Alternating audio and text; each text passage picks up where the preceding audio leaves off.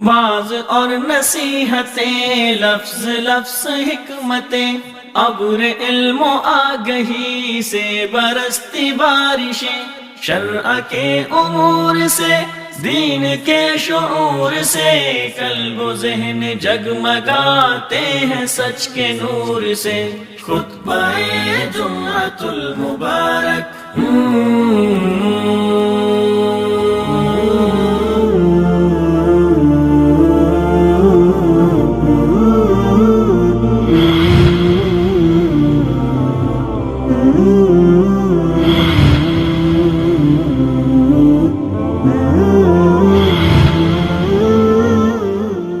السلام علیکم ورحمۃ اللہ وبرکاتہ۔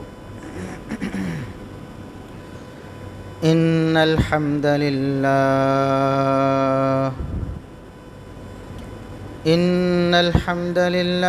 نحمده ونستعینه ونستغفره ونعوذ باللہ من شرور انفسنا ومن سیئات اعمالنا، من يهده الله فلا مضل له ومن يضلل فلا هادي له، أشهد أن لا إله إلا الله وحده لا شريك له، وأشهد أن محمدًا عبده ورسوله۔ اللهم صل على محمد وعلى آل محمد كما صليت على إبراهيم وعلى آل إبراهيم إنك حميد مجيد۔ اللهم بارك على محمد وعلى آل محمد كما باركت على إبراهيم وعلى آل إبراهيم إنك حميد مجيد۔ أما بعد، فيا أيها الناس، ألا إن خير الحديث كتاب الله، وخير الهدي هدي محمد صلى الله عليه وسلم، وشر الأمور محدثاتها، وكل محدثة بدعة، وكل بدعة ضلالة۔ أعوذ بالله السميع العليم من الشيطان الرجيم، من همزه ونفخه ونفثه۔ بسم الله الرحمن الرحيم۔ قل إن كنتم تحبون الله فاتبعوني يحببكم الله۔ انتہائی قابل احترام بزرگوں، عزیز نوجوان ساتھیوں، معززات و مکرمات اسلامی ماں اور بہنوں، ہر قسم کی حمد و ثنا، تعریف و تمجید، کبریائی بڑائی، رفعت و عظمت اللہ رب العزت کے لیے جو پوری کائنات کا خالق و مالک ہے۔ بے شمار لا تعداد، بے حد و حساب درود و سلام پیغمبر آخر الزماں، محسن انسانیت، محسن کائنات، جناب محمد الرسول اللہ صلی اللہ علیہ وسلم کی ذات اقدس پر۔ اب آپ کو معلوم ہوگا کہ اسلامی مہینوں میں سے ربیع الاول کا مہینہ شروع ہو چکا ہے۔ یہ تیسرا اسلامی مہینہ ہے۔ اللہ رب العزت نے قرآن کریم میں اور محمد الرسول اللہ صلی اللہ علیہ وسلم نے اپنے فرامین میں اسلامی مہینوں کے احکامات اور جن جن کے فضائل تھے اور جن جن کے بارے میں خصوصی ہدایات تھیں وہ سب کھول کر بیان فرمایا ہے۔ آپ حدیث کی کتابیں اٹھائیں، آپ کو کچھ مہینوں کے فضائل ملیں گے، جیسا کہ رمضان المبارک ہے۔ آپ کو موٹے موٹے عنوانات وہاں سرخیاں قائم ہوئی، چیپٹرز، فضائل و شہر رمضان، رمضان کے مہینے کی فضیلتیں۔ قرآن کریم کا مطالعہ کریں تو سورۃ توبہ میں اللہ رب العزت نے جہاں فرمایا کہ ہم نے زمانے کو سالوں میں اور سال کو مہینوں میں تقسیم کیا، تو شروع سے ازل سے سال کے 12 مہینے ہیں اور ان 12 میں سے 4 جو ہیں وہ حرمت والے ہیں۔ تو 4 مہینوں کی فضیلت قرآن نے بیان فرمائی کہ 4 مہینے احترام والے ہیں، خاص احترام والے۔ رمضان مبارک کی فضیلت آپ کو حدیث میں مل جائے گی، صحیح بخاری اٹھائیں تب، صحیح مسلم اٹھائیں تب، حدیث کی دوسری کتابیں اٹھائیں تب، حتیٰ کہ فقہ کی کتابوں میں بھی۔ یہاں ہمارے پاکستان میں جو لوگ کسی خاص فقہ کی پیروی کرنے والے ہیں، ان میں سے احناف سر فہرست ہیں، زیادہ تعداد انہی کی ہے جو خاص مکتب فکر کی پیروی کرنے والے ہیں کہ ہم فلاں امام کے ماننے والے ہیں اور اس کے ہر قول کو ہم دین کا درجہ دیتے ہیں۔ تو وہ زیادہ تر احناف ہیں، تو ان کی فقہ کی کتابیں انہیں بھی اٹھا لیا جائے تو آپ کو ربیع الاول کی فضیلت کی نہ کوئی دلیل ملے گی، نہ کوئی چیپٹر، نہ کوئی بات، بلکہ ایک سطر بھی نہیں، ایک لفظ بھی نہیں۔ قرآن کریم میں 4 مہینوں کی فضیلت بیان ہوئی۔ وہ 4 مہینے کون سے ہیں؟ پہلے بیان ہو چکے ہیں بار بار، ذوالقعدہ، ذوالحجہ، محرم اور رجب۔ یہ 4 مہینے ہیں جن کی قرآن نے فضیلت بیان کی، اور حدیث میں فضیلت بیان ہوئی رمضان المبارک کی، جیسے فضیلت بیان ہوئی۔ محرم کی قرآن میں بھی فضیلت بیان ہوئی، حدیث میں بھی اس کی فضیلت بیان ہوئی۔ شعبان کے بارے میں بیان ہوا کہ نبی کریم صلی اللہ علیہ وسلم جس قدر نفلی روزے شعبان میں رکھا کرتے تھے، آپ صلی اللہ علیہ وسلم کسی مہینے میں اتنے زیادہ نفلی روزے نہیں رکھا کرتے۔ یہ بیان ہوا۔ خصوصیت ہے شعبان کی کہ اس میں نفلی روزے بہت زیادہ رکھے جاتے ہیں باقی سارے مہینوں سے بڑھ کر۔ اسی طرح جو بات، جو خصوصیت، جو امتیاز، جو فضیلت کسی مہینے کی تھی وہ قرآن اور حدیث میں کھول کے بیان کر دی۔ لیکن افسوس ہے کہ مسلمانوں کی ایک بڑی تعداد نے قرآن اور حدیث پر اکتفا نہیں کیا، اللہ اور اس کے رسول صلی اللہ علیہ وسلم کی بیان کی ہوئی فضیلت کو کافی نہیں سمجھا، بلکہ اپنی طرف سے بھی بہت ساری باتیں ایسی بنا لیں جن کا دین سے کوئی تعلق نہیں تھا۔ اب مثال کے طور پر ربیع الاول کا مہینہ ہے، آپ دیکھ رہے ہیں کہ ربیع الاول کا مہینہ اس کا آغاز ہوا تو مبارکیں مبارکیں ہو گئیں، ربیع الاول مبارک ہو آپ کو۔ گلیاں بازار سجنے لگ گئے ہیں، دیواریں وہاں لکھائیاں ہونی شروع ہو گئیں، اور باور یہ کروایا جا رہا ہے کہ اس سے زیادہ فضیلت والا مہینہ کوئی اور ہے ہی نہیں۔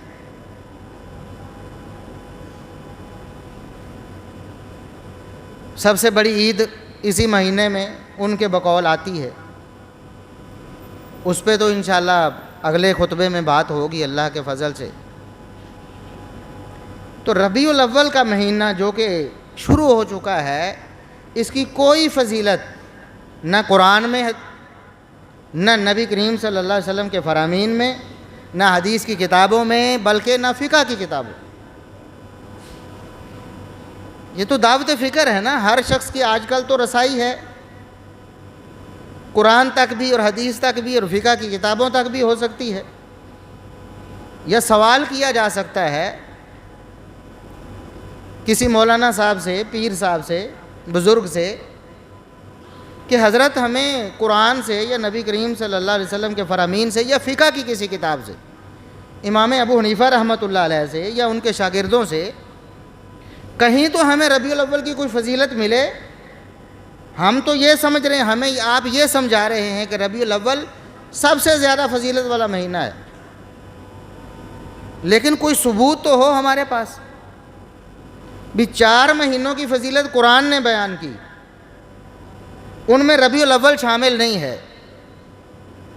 حدیث میں جن مہینوں کی فضیلت یا خصوصیات بیان ہوئی ان میں ربیع الاول شامل نہیں. حالانکہ آپ صلی اللہ علیہ وسلم کی حیات مبارکہ میں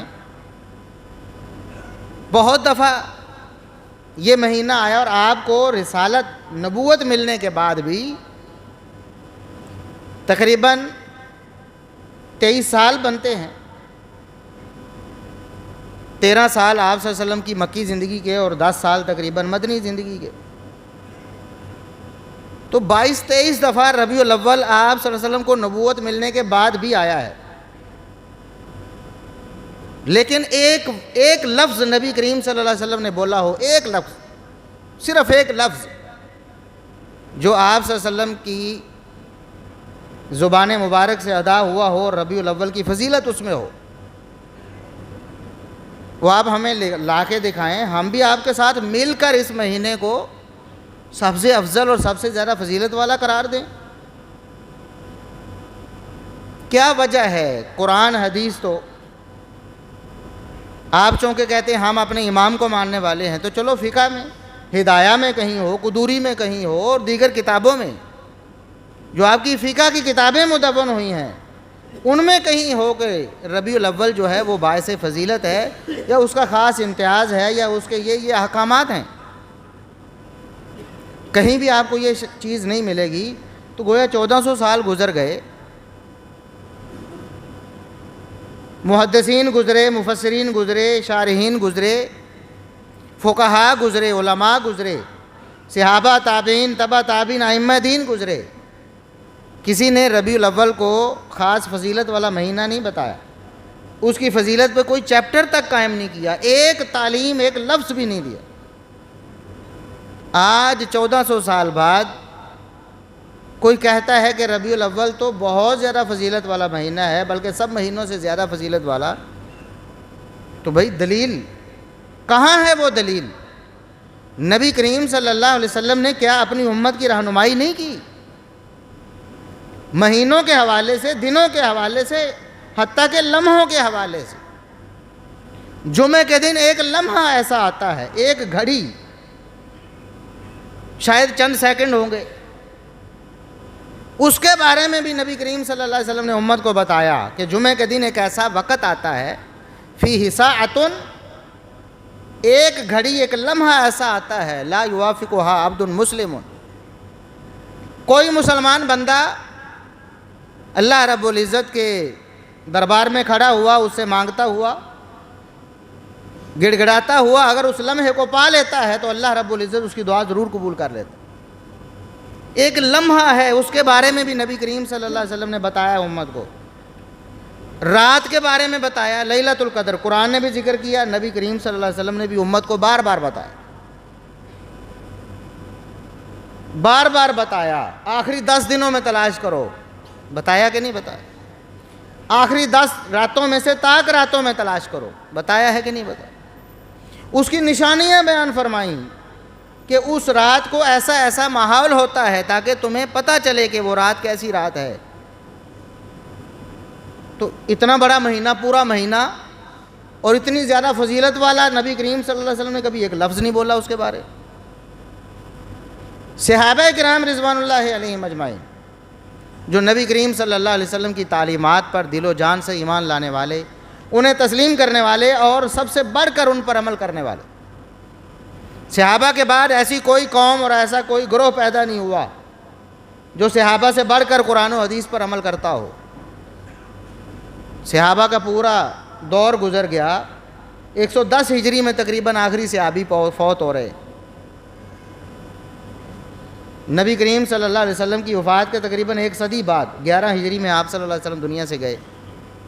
تقریباً 100 سال صحابہ کرام کا دور رہا آپ صلی اللہ علیہ وسلم کی وفات کے بعد، لیکن کسی ایک صحابی نے ایک لفظ بھی ربیع الاول کی فضیلت پہ بولا ہو تو آپ ہمیں پیش کریں۔ تابعین ہیں، تبع تابعین ہیں، بڑے بڑے کبار ائمہ ہیں امت کے، حتیٰ کہ امام ابو حنیفہ رحمۃ اللہ علیہ ہیں، امام مالک ہیں، امام شافعی ہیں، امام احمد بن حنبل ہیں رحمہم اللہ۔ کسی ایک نے ایک لفظ بولا ہو ربیع الاول کی فضیلت پہ کہ ربیع الاول بڑی فضیلت والا مہینہ ہے اور اس کی یہ فضیلت ہے، یا کسی خاص دن کی فضیلت بیان کی ہو کہ ربیع الاول میں ایک دن ایسا ہے جو بڑی فضیلت والا ہے۔ اللہ کے بندو سوچو، غور کرو، یہ سارے خیار امت چلے گئے دنیا سے، کسی کو پتہ بھی نہیں چلا اور کسی نے بتایا بھی نہیں کسی کو، انہی کے ذریعے دین ہم تک پہنچا ہے، یہی ہمیں قرآن پہنچانے والے، یہی حدیث پہنچانے والے، یہی سیرت پہنچانے والے، یہی ہمیں فقہ پہنچانے والے، لیکن کسی نے ایک لفظ بھی ربیع الاول کی فضیلت پہ بولا لکھا نہیں ہے۔ کہاں سے لے لیا آپ نے؟ ایک بات، اور دوسری بات یہ ہے کہ نبی کریم صلی اللہ علیہ وسلم نے جب ہمیں پورا کا پورا دین دے دیا ہے، قرآن نے اعلان کیا الیوم اکملت لکم دینکم، ہم نے آپ پر آپ کا دین مکمل کر دیا ہے، اور قرآن میں یہ فرما دیا جو اسلام کے علاوہ کوئی اور دین تلاش کرے گا فلن یقبل منہ، اس سے قطعاً بھی قبول نہیں کیا جائے۔ دین اسلام وہ ہے جو محمد الرسول اللہ صلی اللہ علیہ وسلم پر مکمل ہو گیا ہے، اور اس دین اسلام جو محمد الرسول اللہ صلی اللہ علیہ وسلم پر مکمل ہو گیا، اس کے علاوہ کوئی چیز اللہ فرماتے ہیں ہم قبول نہیں کریں گے، چاہے جتنا بڑا اور جتنا پاکیزہ سمجھ کر کرتے رہو، جتنا زیادہ اس پر خوش ہوتے رہو کہ ہمارا بڑا عمل ہے، اللہ رب العزت اسے قبول نہیں فرمائے۔ اور محمد الرسول اللہ صلی اللہ علیہ وسلم نے بھی اپنے فرامین میں بار بار امت کو بتایا کہ میرے طریقے کو چھوڑ کر، میرے حکم کو چھوڑ کر، میرے فیصلے کو چھوڑ کر تم اپنی طرف سے جو حکم و فیصلہ بنا لو مردود ہے۔ من احدث فی امرنا ھذا ما لیس منہ فہو رد، ہمارے اس دین اسلام میں جس نے اپنی طرف سے گھڑ کر کوئی چیز داخل کر دی، ہماری اس پر مہر نہیں ہے، ہمارا حکم نہیں ہے، ہماری تعلیم نہیں ہے، فہو رد، مردود ہے اللہ کے ہاں ایک رائی کے دانے کے برابر، مکھی کے پر کے برابر، پانی کے قطرے کے برابر اس کا کوئی بھی اللہ رب العزت کے ہاں وزن نہیں۔ جب ہمارے پاس دین مکمل موجود ہے قرآن کی صورت میں، نبی کریم صلی اللہ علیہ وسلم کی سنت، سیرت اور آپ کی حدیث کی صورت میں، پھر کیسے گنجائش بنتی ہے کہ ہم اپنی طرف سے کوئی چیز بنا لیں کہ چلو جی صحابہ نے، تابعین نے، تبع تابعین نے، ائمہ دین نے اگر نہیں کیا، کام تو اچھا ہے نا، چلو ہم ہی بنا لیتے ہیں۔ تو یہ جو شریعت سازی ہے، اپنی طرف سے دین بنانا، یہ بہت بڑا جرم ہے۔ صرف یہی نہیں کہ وہ رد ہو جاتا ہے، بلکہ نبی کریم صلی اللہ علیہ وسلم نے تو اس سے بڑی بات فرمائی۔ آپ صلی اللہ علیہ وسلم نے فرمایا قیامت کے دن لوگ آئیں گے حوض کوثر پہ، میں موجود ہوں گا، اپنے امتیوں کو حوض کوثر کے جام پلانے کے لیے میں وہاں موجود ہوں گا۔ لوگ آ رہے ہوں گے، جوک در جوک میری امت کے لوگ حوض کوثر پی رہے ہوں گے، حوض کوثر سے پانی پی رہے ہوں گے۔ پھر میں اچانک دیکھوں گا لیردن علی اقوام، ایسے لوگ میرے سامنے آئیں گے، دور سے نظر آئیں گے آتے ہوئے، اعرفہم، میں انہیں پہچان رہا ہوں گا، میری امت کے لوگ ہیں۔ کیسے پہچان رہا ہوں گا؟ وضو کرنے کی وجہ سے ان کے وضو کے اعضاء چمک رہے ہوں گے، جیسا کہ دوسری حدیثوں سے ثابت ہے کہ انسان جب وضو کرتا ہے جہاں جہاں وضو کا پانی لگتا ہے وہاں وہاں تک انسان کا جسم قیامت کے دن چمکے گا۔ چہرہ دھویا ہے تو پورا چہرہ چمک رہا ہوگا، ہاتھ دھوئے ہیں کونیوں تک یہ سارے چمک رہے ہوں گے، پاؤں دھوئے ہیں تو پاؤں چمک رہے ہوں گے، وضو والے سارے اعضاء چمک رہے ہوں گے۔ میں پہچان لوں گا کہ میری قوم، میری امت کے لوگ آ رہے ہیں، میرا کلمہ پڑھنے والے، ظاہر ہے نماز تب پڑھیں گے، وضو تب کریں گے جب کلمہ پڑھیں گے، میرے امتی آ رہے ہیں۔ لیکن اچانک اختلجوا دونی، میرے اور ان کے درمیان ایک رکاوٹ حائل کر دی جائے، دیوار کھڑی کر دی جائے گی، انہیں روک لیا جائے گا، خبردار تم آگے نہیں جا سکتے۔ محمد الرسول اللہ صلی اللہ علیہ وسلم فرماتے ہیں میں اللہ سے پوچھوں گا کہ اے اللہ یہ تو میرے لگ رہے ہیں، میرے امتی ہیں، نمازیں پڑھنے والے، میرا کلمہ پڑھنے والے، حوض کوثر کی طرف آتے ہوئے انہیں کیوں روک لیا گیا ہے؟ اللہ رب العزت فرمائے گا انک لا تدری ما احدثوا بعدک، اے نبی آپ کو پتہ نہیں، آپ کو علم نہیں ہے کہ آپ کے دنیا سے چلے جانے کے بعد انہوں نے آپ کے دین میں کتنی بدعتیں نکال دی، کتنی ایسی چیزیں تھیں جو انہوں نے گھڑ کر دین میں داخل کر دیں آپ کے دنیا سے چلے جانے کے بعد، آپ کو نہیں پتہ۔ حدیث صحیح بخاری میں بھی ہے، صحیح مسلم میں بھی ہے، دیگر حدیث کی کتابوں میں بھی ہے، مشہور و معروف ہے، سب مانتے ہیں۔ مسئلہ ایک اور بھی حل ہو گیا، اس مہینے میں چونکہ بہت ساری باتیں ہونی ہیں، اور ایک بات یہ بھی ہونی ہے، نبی تو عالم الغیب ہیں، ما کان و ما یکون، جو ہو چکا ہے جو کچھ ہونا ہے سب آپ کے علم میں ہے۔ اللہ کیا فرماتا ہے؟ اللہ فرماتا ہے انک لا تدری ما احدثوا بعد، اے نبی آپ کے بعد انہوں نے کیا کیا کیا ہے دین میں آپ کو علم، آپ تو اس لیے کہہ رہے ہیں نا کہ ہمارے ہیں، روکے کیوں جا رہے ہیں؟ میں اللہ آپ کو بتاتا ہوں کہ آپ کو پتہ نہیں ہے کہ آپ کے جانے کے بعد انہوں نے آپ کے دین کا حلیہ کتنا بگاڑا تھا۔ اللہ فرما رہا ہے کہ نبی کو جب دنیا سے چلے گئے تو دنیا کے بعد کیا حالات ہوئے ہیں نبی کو پتہ نہیں، اور نبی خود بھی امت کو بتا رہے ہیں کہ اللہ مجھے بتائے گا اور واقعی مجھے پتہ نہیں ہوگا۔ جب نبی کو پتہ چلے گا کہ میری امت کے لوگوں نے، ان بدبختوں نے میرے دنیا سے چلے جانے کے بعد کے دور میں آ کر میرے دین کا حلیہ بگاڑا ہے، اپنی طرف سے بدعات دین میں داخل کی ہیں، شریعت سازی اپنے ہاتھ میں لی ہے، اور شریعت اس میں مجھے مختار نہیں سمجھا ہے، اتھارٹی میری چھیننے کی کوشش، یہ نبی کی اتھارٹی ہے نا کہ بتائے یہ دین ہے، یہ ثواب ہے، یہ نیکی ہے، یہ فضیلت ہے، بھی نبی کی اتھارٹی ہے نا، نبی کی اتھارٹی ہے کہ وہ بتائے دین ہے، ثواب ہے، نیکی ہے، شریعت ہے۔ انہوں نے میری اتھارٹی چھینی ہے، اپنے ہاتھ میں وہ کام لیا جو میں نے کرنا تھا، جو میں نے کیا بھی انہوں نے اس کو کافی نہیں سمجھا۔ نبی رحمت جو ساری زندگی اپنی امت کے لیے دعائیں ہی دعائیں کرتے رہے، پتھر کھا کر بھی دعائیں دیتے رہے، اے اللہ ان کو معاف کر دے، یہ بیچارے نادان ہیں اس لیے مجھے مارتے ہیں۔ وہ نبی جو راتوں کو اٹھ اٹھ کر، بلکہ ساری راتیں ہی رو رو کر اللہ کے دربار میں اس لیے گزارتے رہے کہ میری امت کا کوئی بھی شخص کہیں جہنم میں نہ چلا جائے۔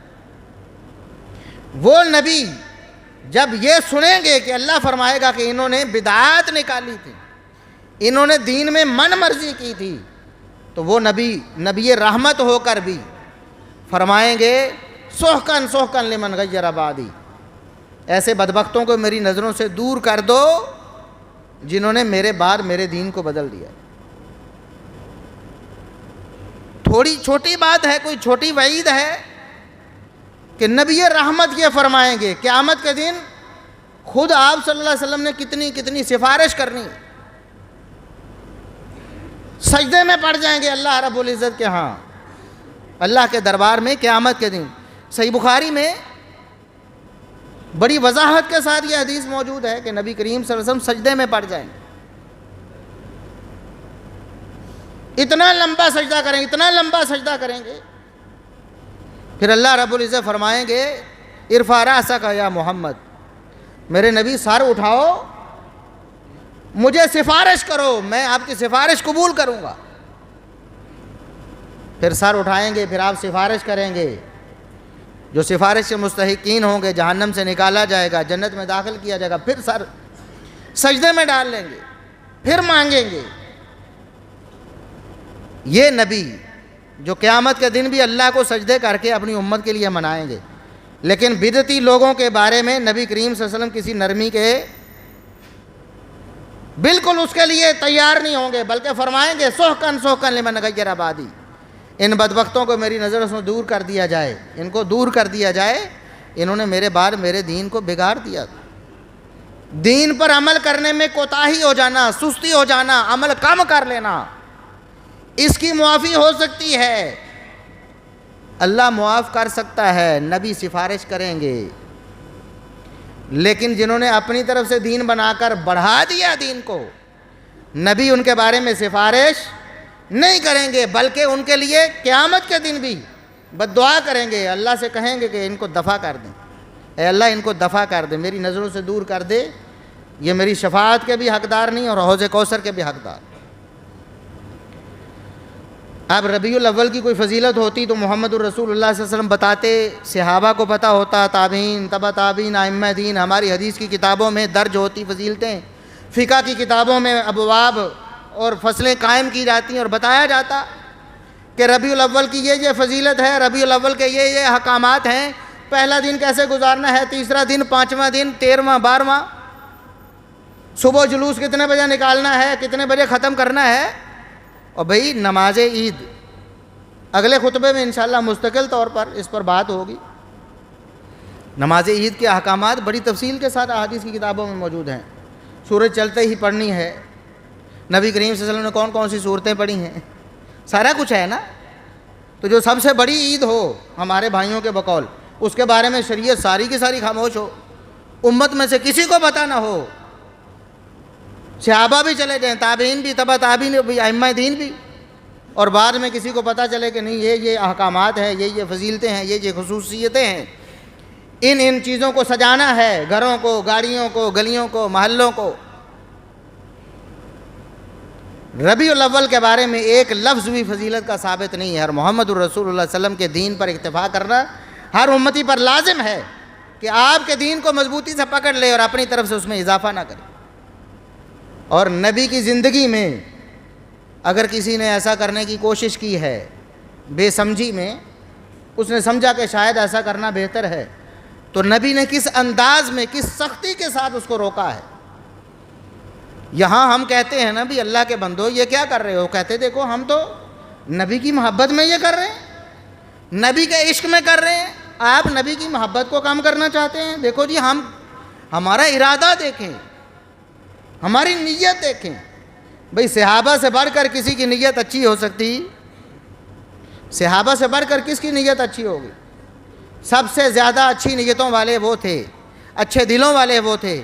عبداللہ ابن مسعود رضی اللہ عنہ کا قول میں کئی دفعہ پیش کر چکا ہوں، وہ فرماتے ہیں کہ اللہ رب العزت نے محمد الرسول اللہ صلی اللہ علیہ وسلم کو ختم نبوت دے کر پوری کائنات میں جتنے بھی انسان موجود تھے قیامت تک آنے والے، سب کے دلوں کو جانچا اور پرکھا، سب کائنات کے دلوں میں سے صحابہ کرام کے دل سب سے زیادہ مقدس اور معتبر اللہ رب العزت نے قرار دیے، اور انہیں پھر اپنے نبی کی صحابیت کے لیے منتخب کر لیا۔ تو صحابہ کے دلوں سے اچھا کوئی دل نہیں، ان کی نیتوں سے اچھی کوئی نیت نہیں کسی کی۔ 3 صحابہ ہیں نبی کریم صلی اللہ علیہ وسلم کے گھر میں، آپ کے گھر میں آتے ہیں نبی کریم صلی اللہ علیہ وسلم کو ملنے کے لیے، آپ گھر میں موجود نہیں ہیں۔ ام المومنین سیدہ عائشہ صدیقہ رضی اللہ عنہا بتاتی ہیں کہ نبی گھر میں نہیں ہے۔ وہ کہتے ہیں کہ چلیں ہم آئے تو ہیں، جو ہم نے نبی سے پوچھنا تھا، آپ نبی کی جلوت و خلوت کی رازدان ہیں، آپ سے ہی پوچھ لیتے ہیں۔ اور وہ مسائل بھی ایسے ہیں جو باہر والے لوگوں کی نسبت گھر والوں کو زیادہ معلوم ہوتے۔ یہ بتائیں کہ نبی کریم صلی اللہ علیہ وسلم رات کو کتنی عبادت کرتے؟ وہ تو گھر میں رات کو تو آپ کے پاس ہی ہوتے ہیں، تو آپ کو بہتر پتہ ہوگا، آپ ہی ہمیں بتا دیں۔ انہوں نے بتایا کہ نبی کریم صلی اللہ علیہ وسلم رات کو لمبا لمبا قیام بھی کرتے ہیں اور سو بھی لیتے ہیں۔ کبھی سوئے ہوتے ہیں، کبھی قیام کر رہے ہوتے ہیں، یعنی دونوں کام آپ صلی اللہ علیہ وسلم کرتے ہیں۔ یہ عمومی روٹین ہے، رمضان المبارک میں، لیلۃ القدر وغیرہ میں وہ خاص روٹین ہے پوری رات جاگنے کی، لیکن عمومی طور پر آپ جب گھر میں قیام کرتے ہیں تو رات کو سو بھی لیتے ہیں اور قیام بھی کر لیتے ہیں۔ دوسرے نے پوچھا اچھا آپ کے نفلی روزوں کی روٹین کیا ہے، یہ بھی بتائیں، کیونکہ کھانا پینا عموماً گھر میں ہوتا ہے، آپ کو پتہ ہوگا کہ کس دن روزے سے ہوتے ہیں کس دن نہیں۔ سیدہ نے فرمایا کہ نبی کریم صلی اللہ علیہ وسلم نفلی روزہ رکھتے بھی ہیں اور چھوڑ بھی دیتے ہیں۔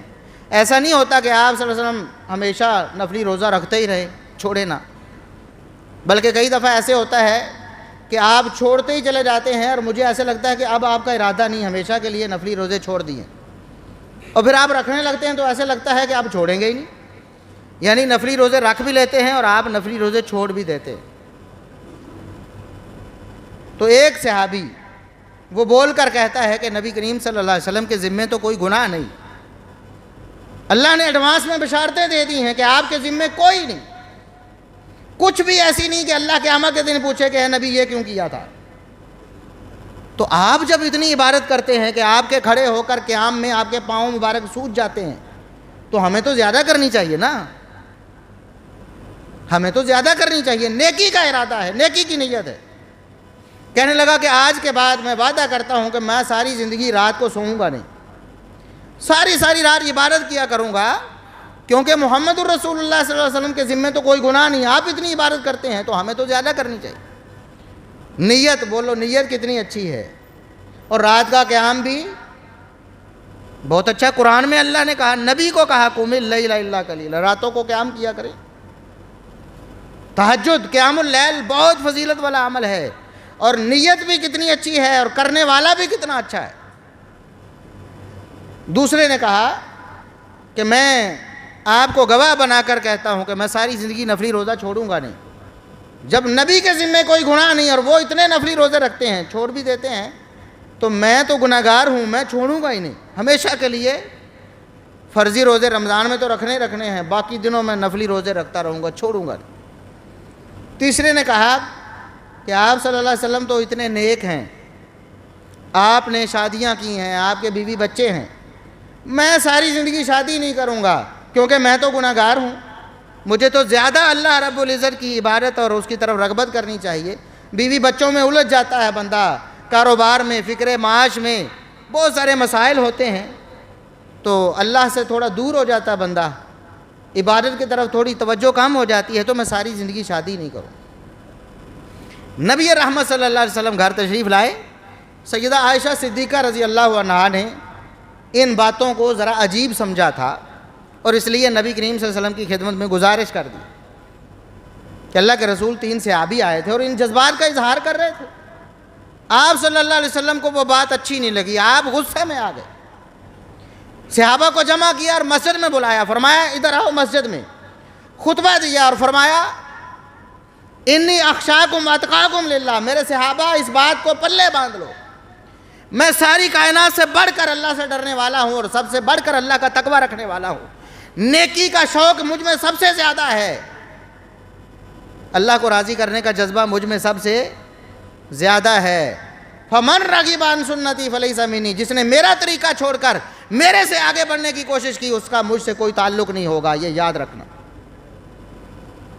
کرنے والے صحابہ ہیں، نیتیں سب سے اچھی، دل سب سے اچھے، عمل کتنے اچھے ہیں، اللہ کی عبادت، قیام، روزے، نفلی، کتنا اچھا عمل، لیکن نبی کے طریقے سے 2 قدم آگے جا کے رسول اللہ صلی اللہ علیہ وسلم نے فرمایا اس کی کوئی گنجائش نہیں، بلکہ میں اعلان کرتا ہوں میں اس سے تعلق ختم کر لوں گا جو شخص میری سنت کو چھوڑ کر آگے بڑھے۔